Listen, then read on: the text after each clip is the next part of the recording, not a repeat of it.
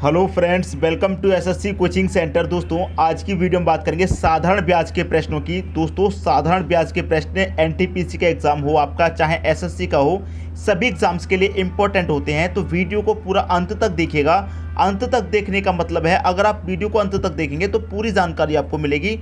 कैसा भी प्रश्न हो वो आपको अच्छे से समझ में आएगा।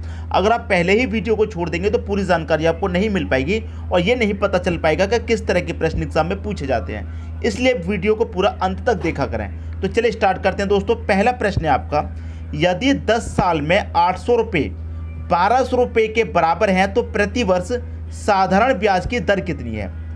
अच्छा प्रश्न है, समझ में आया दोस्तों। देखिए कैसे, यदि 10 साल में 800 रुपये, प्रिंसिपल दोस्तों आपको कितना दे रखा है? प्रिंसिपल दे रखा है 800 रुपये। ठीक है, ये 800 रुपये दोस्तों 10 साल में, कितने साल में? 10 साल में 1200 रुपये के बराबर हैं। ये 800 रुपये 10 साल में कितने के बराबर है दोस्तों? 1200 रुपये के बराबर है। मतलब 800 रुपये कितने बन जाते हैं? 1200 रुपये। तो 800 रुपये पर कितना ब्याज मिलेगा कि ये 1200 बन जाएगा? आप बोलेंगे सर 400 रुपये ब्याज का मिलेगा। ठीक है, और 800 रुपये हमारे 1200 बनेंगे। इसका मतलब ये क्या है? आपका अमाउंट मिश्र धन है। इस 1200 में क्या है? 800 प्रिंसिपल शामिल है और 400 आपका ब्याज शामिल है। बात समझ में आ गई। अब देखिए, साधारण ब्याज का जो फॉर्मूला होता है वो आपको मालूम है क्या? SI बराबर PRT पूरे का बटा दोस्तों कितना? 100। ये फॉर्मूला होता है। अब साधारण ब्याज आपको दे रखा है कितना? 400 है, तो आप यहाँ 400 लिख लेंगे। प्रिंसिपल आपको दे रखा है 800, तो आप यहाँ पर 800 लिख लेंगे। इनटू रेट आपको निकालना है, दर आपको निकालनी है, तो R ऐसे ही रहने दो। टाइम दे रखा है दोस्तों कितने साल का? 10 साल का टाइम है, आप यहाँ 10 ले लीजिए। और पूरे का बटा दोस्तों कितना हो जाएगा? यहाँ पर 100। क्लियर यहाँ तक बात? इसी को सॉल्व कर लेना है, आपके प्रश्न का आंसर आ जाएगा। देखिए, एक जीरो से मैं यहाँ पर एक जीरो ये कटा दूंगा, ये वाले जीरो से एक जीरो कट गया। एक जीरो से यहाँ से एक जीरो कट जाएगा, 8 से 40 कटेगा 5 बार में। तो इधर क्या बचा? 5, और इधर क्या बचा? सिर्फ R। तो R मतलब रेट कितना निकल के आ गया आपका? 5% का रेट निकल के आ गया। पहले ऑप्शन में दे रखा 5%। ये आपके प्रश्न का हो जाएगा सही आंसर। उम्मीद करता हूं दोस्तों सभी को प्रश्न बहुत ही अच्छे तरीके से समझ में आ गया होगा। किसी को भी प्रश्न में कोई भी डाउट, कोई भी समस्या नहीं होनी चाहिए। ठीक है दोस्तों, अब देखेंगे अगला प्रश्न। अगला प्रश्न है, 5000 रुपये पर 5% वार्षिक दर से 5 वर्ष का साधारण ब्याज क्या होगा? ठीक है, अच्छा प्रश्न है। साधारण ब्याज को जो फॉर्मूला होता है वही लगा दीजिए। SI बराबर PRT पूरे का बटा दोस्तों 100। ठीक है, आपको क्या बताना? साधारण ब्याज। SI आपको बताना है, SI निकालिए। प्रिंसिपल आपको दे रखा है 5000, तो 5000 लिखेंगे। रेट कितना दे रखा? 5% का 5 लिखेंगे। टाइम कितना दे रखा है? 5 वर्ष का, तो 5 लिखेंगे। और पट्टे में कितना? 100 लिखेंगे।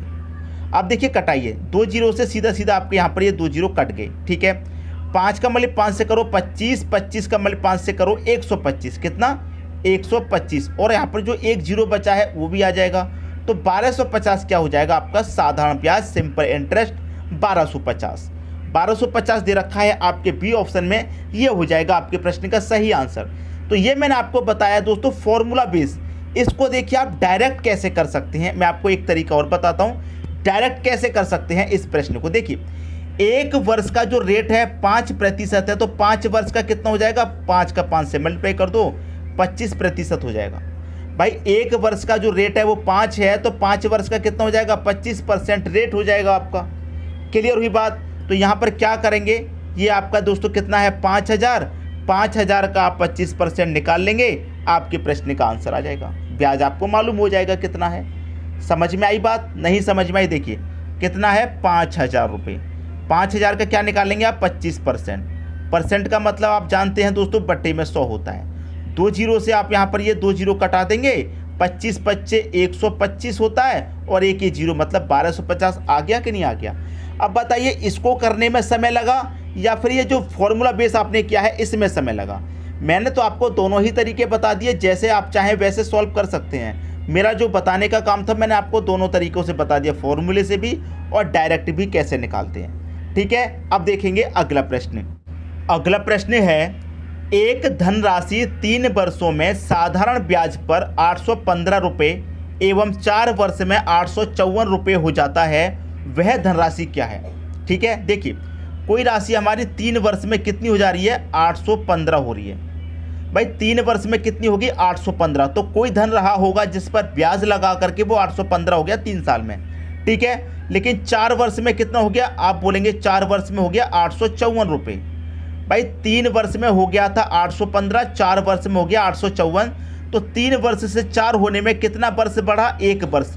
और 1 वर्ष में ब्याज कितना बढ़ गया, 815 से 854 हो गया, ब्याज कितना बढ़ गया, आप बोलेंगे 39 रुपये। बात समझ में आई। 1 वर्ष में दोस्तों ब्याज कितना बढ़ रहा है, 39 रुपये बढ़ रहा है। और आपको दे रखा है 3 वर्ष में कितनी हो गई राशि, 815। तो 3 वर्ष में 815 हुई है। इस 815 में क्या है, 3 वर्ष का ब्याज भी तो शामिल है। जब 1 वर्ष का ब्याज 39 है तो 3 वर्ष का ब्याज कितना होगा, 3 से मल्टीप्लाई कर दीजिए, ये हो जाएगा 117 रुपये 3 वर्ष का ब्याज, ठीक है, 117। तो 3 वर्ष का मिश्र धन आपके पास कितना था, 815 था। और मैं इसमें से 3 वर्ष का ब्याज जो है उसे निकाल दूंगा, तो मेरे पास क्या होगा, अमाउंट में से अगर आप ब्याज निकाल देंगे तो आपके पास मूलधन ही तो बचेगा, ठीक है। तो 815 में से आप 117 को घटा देंगे, क्या बचेगा, 698।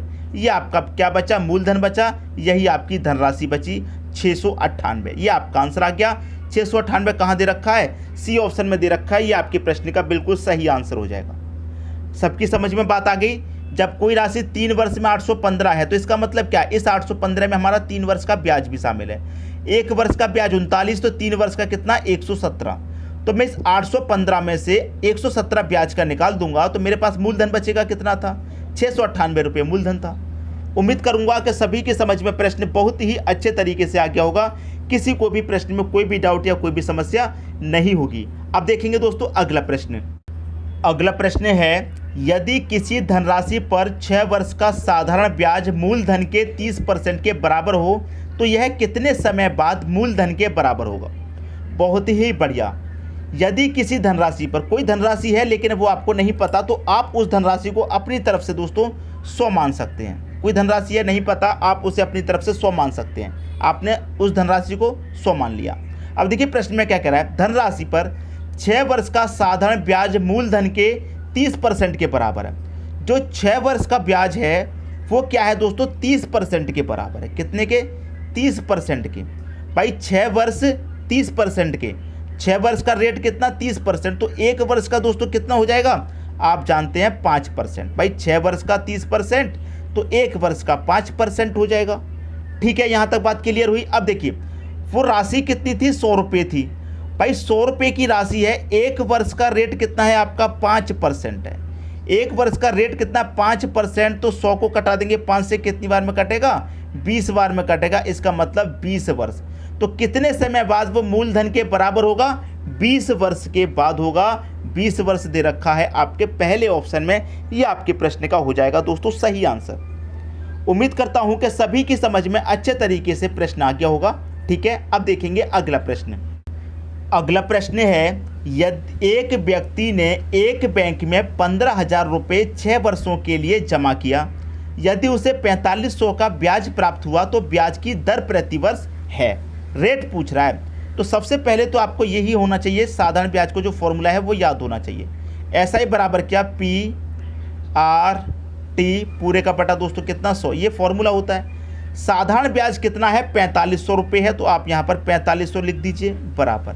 प्रिंसिपल कितना है, 15,000 है, तो आप यहाँ पर सीधा सीधा 15,000 लिख देंगे। इनटू रेट आपको बताना है, आर ऐसे रहने दीजिए। टाइम आपको दिया गया है 6 वर्ष का, तो 6 लिखेंगे। और बटे में दोस्तों कितना दे रखा है आपको, 100। क्लियर यहाँ तक, तो किसी को कोई समस्या नहीं। अब यहाँ पर बस इसको कटा लीजिए। 2 जीरो से आपके यहाँ पर मैं क्या करूँगा, ये 2 जीरो कटा दूंगा। 1 जीरो से यहाँ पर मैं 1 जीरो ये भी कटा दूंगा। 15 से कटाऊंगा, 15 त्रिक का 45 और 1 ही जीरो 30 बार में कटेगा। 6 से कटाऊंगा 30 को, 6 पच्चे 30 5 बार में कटेगा। इधर क्या बचा आपका आर। तो रेट कितना निकल के आया, प्रतिवर्ष 5%। रेट कितना निकल के आया, 5% का, जो कि आपके सी ऑप्शन में दे रखा है। क्लियर हुई दोस्तों बात।